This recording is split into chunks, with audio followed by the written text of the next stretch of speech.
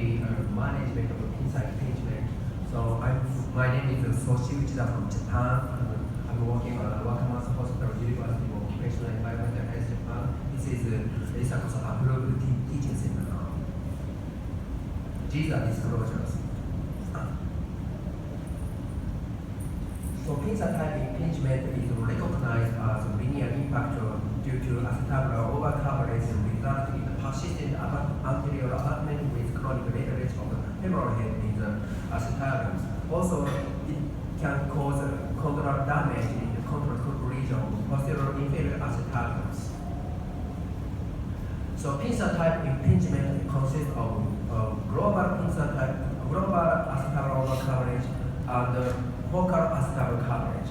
The generalized acetabular overcoverage is defined by corpus profunda and protrusion acetabules by X-ray and MRI, and the focal acetabular overcoverage is defined by crossover sign, which is recognized anteriorly acetabular retroversions, and also posteriorly the prominent posterior wall sign.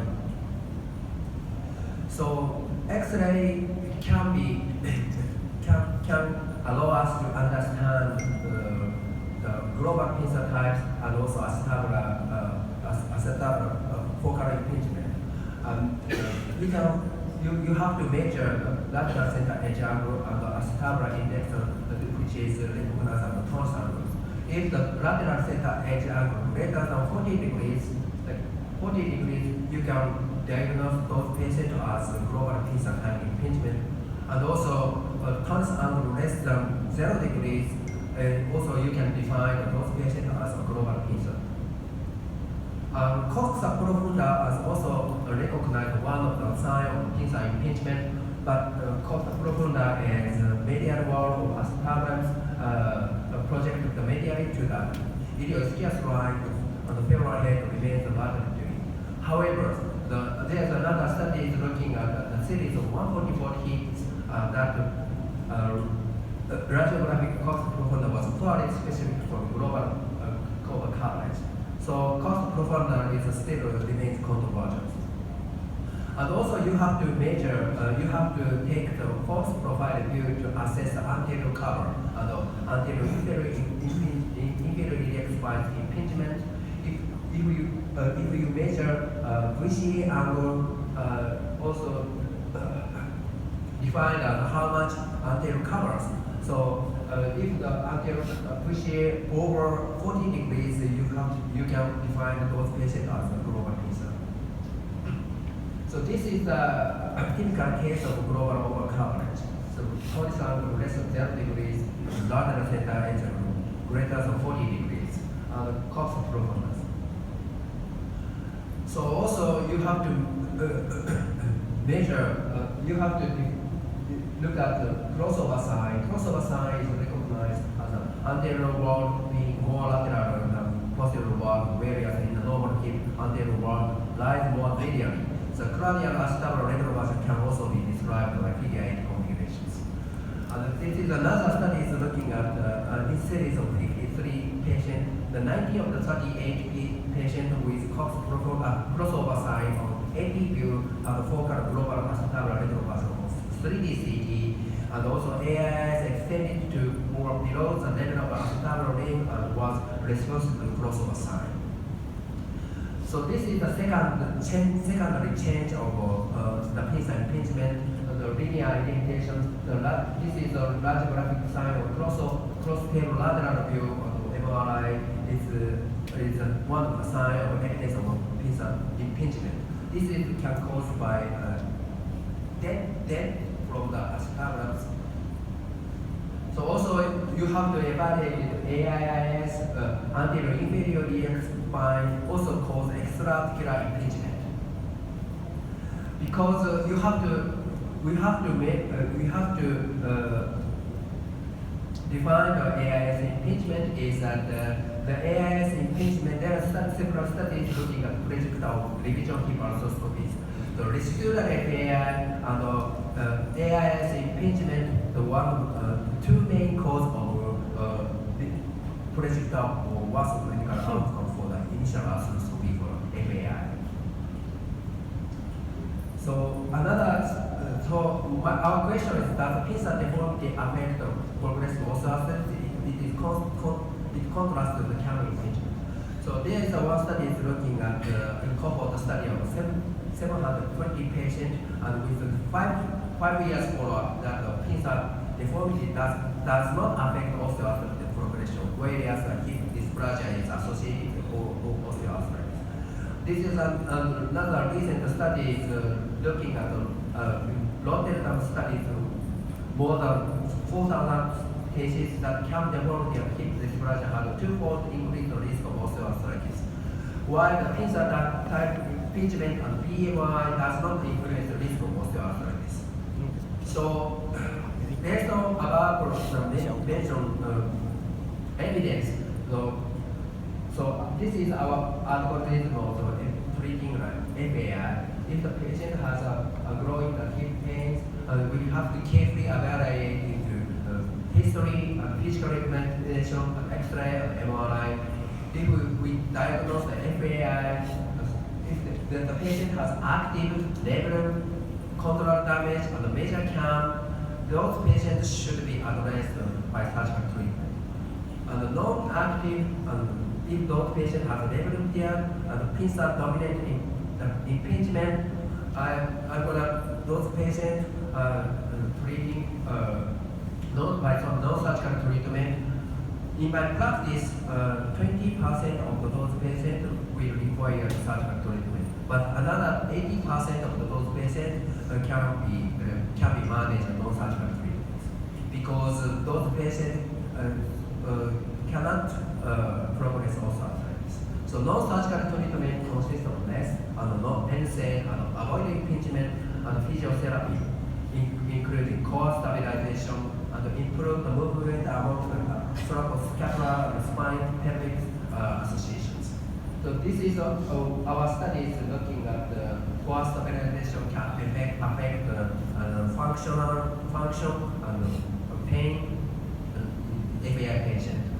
So what we found is that this is a plank exercise and the bar dog exercise, which is also very well known as a core stabilization exercise, can be effective for treating non-surgical treatment for FAI.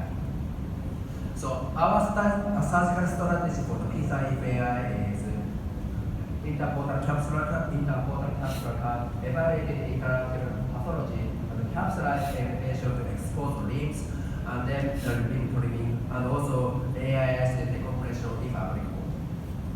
So also we have to carefully think about the complication of treating with pincer impingement, pincer FAI. If we perform under resection, it can cause residual impingement, and also we perform over resection under center edge angle less than 25 degrees, so it can cause iatrogenic dysplasia, disability of dislocation after surgery. So this is the stepwise approach of hip arthroscopy for the pincer impingement. We usually anterolateral portal, mid anterior portal, carefully evaluate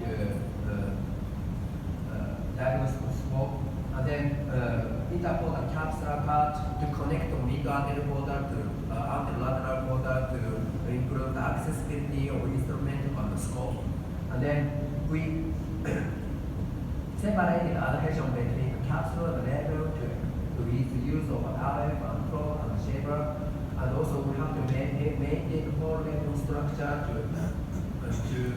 preserve the label, and then start the limb trimming first and decompress the AIS if applicable. Also, acetabular is one of the cause of pincer type impingement, which is recognized and fused ossification center, as well as stress fracture of acetabulars. So also acetabulum is defined as a repetitive rolling in over retrovalid acetabulums in stress fracture type region, resulting in more vertically oriented fracture patterns. So our algorithm for treating the also acetabulum is we have to measure lateral theta edge angle and VCA angle of with or without limb fracture or acetabulant. If the patient lateral theta is greater than 25 degrees, appreciate 25 degrees without fragment, we can excise the fragment. But with the lateral theta is less than 25 degrees, appreciate less than 25 degrees without fragment, like this, we have to fix the fragment to maintain the acetabulant coverage. So we have to carefully evaluate lateral theta appreciate. This is an example case of acetabulant. 17 years old male soccer player complained of right hip pain for the past 3 years. He had a limited range of motion, 90 degree of flexion, and PAPA test positive until impingement sign positive. So you can see the level of technical daily views also acetabulant. So MRI can show both acetabulant and latent tears. Also CT can identify where we should resect. So also dynamic plan also can identify the impingement area caused by also acetabulant. So what we did is that this movie is showing surgical techniques. So you can see the superior labrum tears is consists of also acetabulant. So we perform the intercapsular cut to improve the scope accessibility, and then we expose the also acetabulant area, and we carefully separated the labrum from also acetabulant, and then what we did is that this is also acetabulant is too large, so we osteotome we introduce osteotome to separate it and then remove it. And then we fix it. Also, we decompress the AIS impingement, and then we fix the labrum. What we did is that we penetrate the labrum condylar junction first, and then we pass the labrums, and then grab the loop like this, and then we grab another suture into the loop that can make a loop suture, pierce suture, and to maintain the labrum configurations.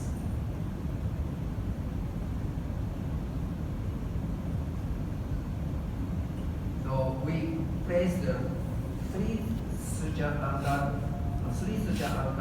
with double and six suture.